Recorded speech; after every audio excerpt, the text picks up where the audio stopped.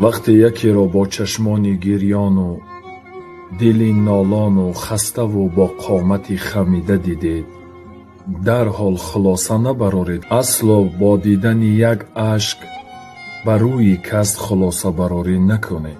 شاید زیر آن غمی روزگار، دوری پدر و مادر و داغی فرزند و یا تهمت نهفته باشد. هر انسان خودش می‌داند که بعضی دردهایش از عشق دیده سخت‌تر و جانسوزترند.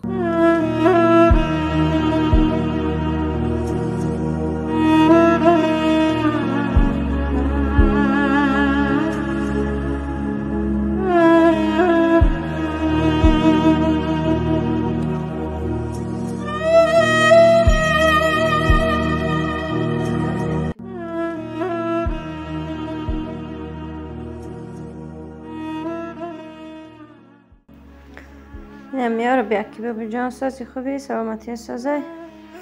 همیا رو گفتم خیلی می آمدی چه خیل کنی باور کن خینه شیده ما که نه هم جام خونه دارم نه دیگ دام خونه دارم. باور کنی نکنی خینی بد چه کردی سازی خوبی سلامتی سازی برای نمیا میگم. ده خانی نمی 100 بار شکر یارو پوشک دارم خینم نه یا امجام خانه نه یا دیگ دام خانه. باور کنی نکنی خینی بد شدگی من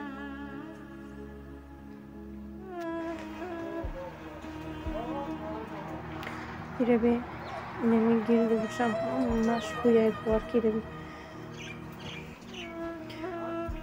اینه امجام خانم دیگ دام خانم بچه خیلی شده خدا هم جام هوی ایره ببین اینکه کم جای محکم نیست اینه هم جام هوی ایره بی چپ کشیدگی خونی همسایه چه خیلی کم